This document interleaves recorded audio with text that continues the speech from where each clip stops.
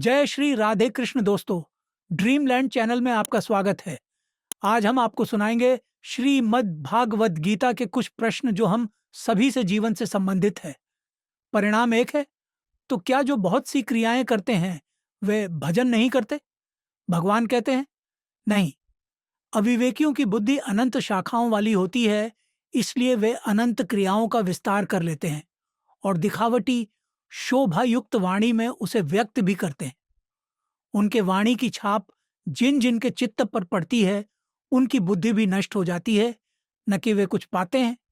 ज्ञान योग से तू जिस स्थिति को प्राप्त होगा, उसी को कर्म योग के आचरण से भी प्राप्त कर सकेगा। दोनों का लक्ष्य एक है, क्रिया भी एक ही है। हाँ, करने का तरीका दो है। तो भला उस कर्मयोग में करना क्या होगा? अर्जुन, कर्म करने में ही तेरा अधिकार है, फल में कभी नहीं। ऐसा समझ कि फल है ही नहीं, कर्म करने में तेरी अश्रद्धा भी न हो। यही है कर्मयोग। इसमें साधक की अपनी कोई कामना नहीं रहती। वह इष्ट पर निर्भर होकर चलता है, इसलिए इसे निष्काम कर्मयोग भी कहते हैं। इसमें अनुरागी अपने आराध्य के आश्रित होकर उनके हाथ का मात्र यंत्र बनकर चलता है। अनुरागी यह तो जानता है कि वह कभी न कभी पार अवश्य लगेगा, किंतु कब और कितना लगा, इसे वह नहीं जानता। उसके द्वारा जो भी पार लगता है वह कर्ता की उपलब्धि नहीं, आराध्य की देन है। अध्याय 3 में अर्जुन प्रश्न करता है, भगवान, निष्काम कर्म योग की अपेक्षा आप ज्ञान योग को श्रेष्ठ बताते हैं, तो फिर आप मुझे भयंकर कर्मों में क्यों लगाते हैं? अर्जुन को कर्म योग में भयंकरता दिखाई पड़ी और ज्ञान योग उसे सरल लगा, क्योंकि ज्ञान योग में हारने पर देवत्व है। शरीर का अंत हो जाने पर सफलता नहीं मिली तो भी देवत्व है, लाभ ही है।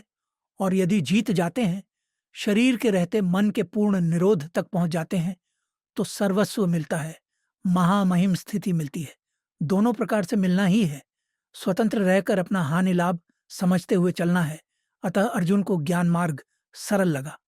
निष्काम कर्म योग में कर्म करते रहने का अधिकार है, फल की वासना न हो, ऐसा समझ कि फल है ही नहीं।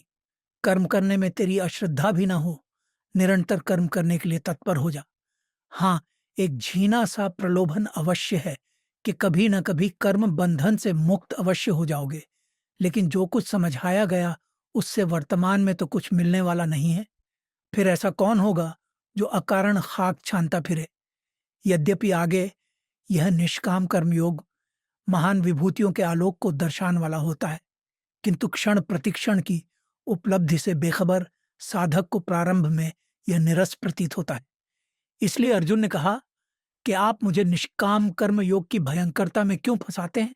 अतः निष्काम कर्म योग अर्जुन को भयंकर लगा। तब योगेश्वर श्री कृष्ण ने कहा, अर्जुन, दो प्रकार की निष्ठाएं मेरे द्वारा पहले कही गई हैं। पहले का आशय सतयुग या त्रेता में नहीं, बल्कि अभी अभी जो अध्याय 2 में कह आए हैं, ज्ञानियों को ज्ञान योग से और कर्म योगियों को निष्काम कर्म योग से। किंतु किसी भी मार्ग के अनुसार कर्म को त्यागने का कोई विधान नहीं है। न तो ऐसा ही है कि कर्मों को न आरंभ करके कोई निष्कर्मता की परम सिद्धि को प्राप्त कर ले, और आरंभ की हुई क्रिया को त्याग देने से भी कोई ज्ञानी नहीं होता। इसलिए ज्ञान योग अच्छा लगे अथवा निष्काम कर्म योग, कर्म तो करना ही होगा। गीता 6/1 में श्री कृष्ण ने पुनः इस पर बल दिया कि कर्म और अग्नि को छोड़ने वाला ज्ञानी नहीं हो सकता। यहां उन्होंने केवल क्रिया को ही लिया है। कर्म किया ही नहीं तो कैसा निष्कर्मी? श्री कृष्ण काल में भी ऐसी भ्रांति प्रचलित थी, इसीलिए उन्होंने निराकरण किया कि अकर्मण्यता कदापि निष्कर्मता नहीं है, क्योंकि कोई भी पुरुष क्षण मात्र कर्म किए बिना रह ही नहीं सकता। प्रकृति से उत्पन्न गुणों द्वारा परवश होकर वह कर्म करता है। जब तक प्रकृति है, प्रकृति से उत्पन्न सत, रज, तम तीनों गुणों का उतार चढ़ाव है, तब तक उसी के अनुरूप कार्य होते ही रहेंगे। हाँ, जब यज्ञ के पूर्ति काल में ज्ञानामृत का पान करने वाला पुरुष शाश्वत सनातन ब्रह्म में प्रविष्ट हो जाता है, वहां पर प्रकृति ही विलीन हो जाती है, इसलिए उन्हें कर्म नहीं बांधते। उस ज्ञानाग्नि में कर्म दग्ध हो जाता है। किंतु जब तक प्राप्ति नहीं हो जाती तब तक कर्म नितांत आवश्यक है। इतने पर भी बहुत से लोग हठ से इंद्रियों को रोककर मन से विषयों का चिंतन करते हैं। श्री कृष्ण कहते हैं वे दंभाचारी हैं, पाखंडी हैं, धूर्त हैं। अतः ज्ञान योग अच्छा लगे अथवा निष्काम कर्म योग, कर्म तो हर दशा में करना ही होगा। दोनों के बीच क्रिया एक ही है, कोर्स एक ही है, डिग्री भी एक जैसी है। अंतर केवल इतना ही है कि निष्काम कर्मयोगी इष्ट पर निर्भर होकर अपने को निछावर करके कर्म करता है और ज्ञान योगी अपनी सदृशता से अपना बलाबल समझते हुए पूर्ति पर्यंत उसी कर्म में प्रवृत्त रहता है।